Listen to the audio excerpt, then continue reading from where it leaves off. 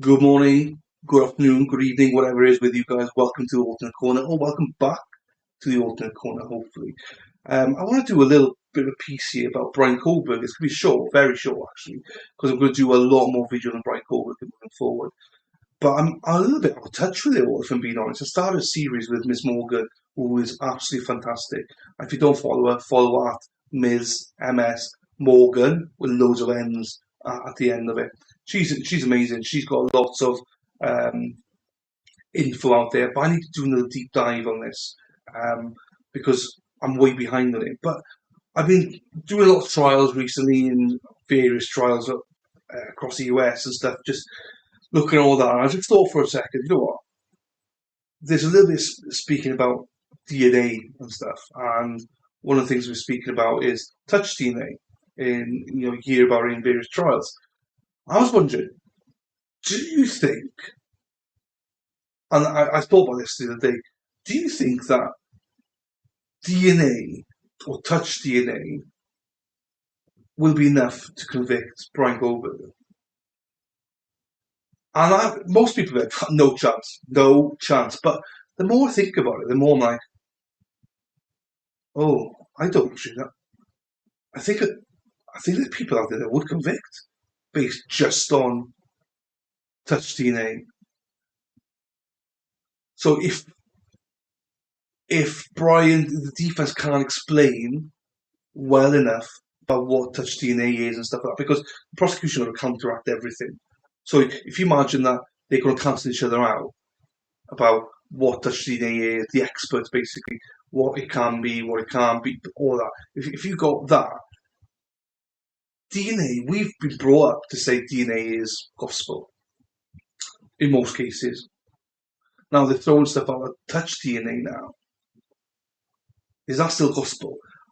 And I think that a lot of people still think it is. And I don't think whatever the defense will say about it, I don't think people are going to be able to overcome it. I hope I'm wrong. I hope I'm wrong. I hope that people will be able to view it, and if they gave a plausible explanation, then be able to park that and go, okay. And even if they don't, just like, is that enough to commit a murder? I generally think that for some people that will be enough.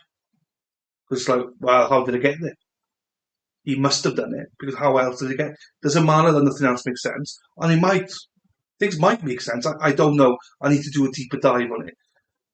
But other things don't tie in and make sense. And the one thing they got is that touch DNA. Will they convict on that? And I think some. I'm not saying all 12 jurors would, but I do think a lot of people there sat there would. And I think we've watched trials. I mean, Zachary Anderson. A lot of people still say, well, the guy's blood was in his van. No. His blood wasn't in the van. But it's a small speck. That could have got there in other ways, but it doesn't matter. It's DNA. So I'm a little bit like, the more and more I think about it, you think common sense to come through and go, no, logically, you've got to trust your peers. But I was watching so many trials, it's actually quite hard to comprehend trusting your peers. I hate to say that, but I just do wonder if people. That's my phone. Damn. I do wonder if people would just convict on that, and I truly think at least a couple would.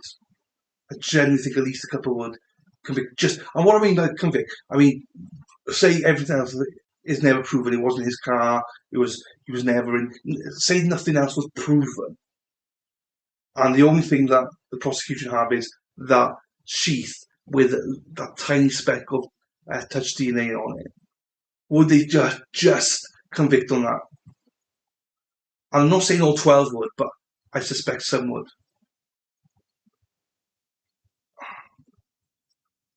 And as much as that's, for me, that's bizarre. How can he convict beyond a reasonable doubt? Like, you need to show me a hell of a lot more than just that. Do you know what I mean? I need a lot more than that to convict someone. But for some, I think that'd be enough. But is that wrong? I mean, I don't believe that that's the right thing to do, but that's the beauty of this. I'd love to discuss with some people who probably would be like, no, that's not just, unless they've proven how we can get on there, that touch DNA, unless it's specifically, right, this is how we go on there because of these reasons. If they can't explain it, if the defense can't explain it, then that's enough for me. Not me, I'm just saying other people might say that's enough for me. I've seen enough. Yeah, he was there. He might not have killed, somebody else might be there, but how the state are presenting it, he is one of all the killer. That's enough for me to prosecute. I don't think that's enough for me personally to prosecute. Let me feel my titties. To prosecute, but others would. So that's why I'd be interested to hear from people. I'm not saying that that's wrong either, because if they can't explain how it got there, then they have that question marks in your head. But how did it get there? The only way he could have got there is if he brought it with him. And if he'd never been in the house before, and I mean, I'm doing a lot of speculating here. We're doing a hell of a lot of speculating. The main question was, is that the sheath touch DNA enough to convict somebody? That's the main question here. We can speculate all around it, and people will be like, well, there's this, there's that. And I'm just going, if nothing else is proven, that's the only bit that is proven that the touch DNA was there. The defense can't really explain it. Is that enough? It's an interesting question, I think. I think it's interesting. I personally, I don't think it is enough. It'd still be a question mark. How the hell did I get there then? Or how can they explain that? But I just think I need more. But I think day and age now, as soon as you say DNA to people, they're like, yeah, happy with that. DNA, I get it. It's fine. As long as you show me a little bit of DNA, no matter what it is, touch, whatever, they're all the same. And I mean, some people do think that all DNA is the same. But that's for another video.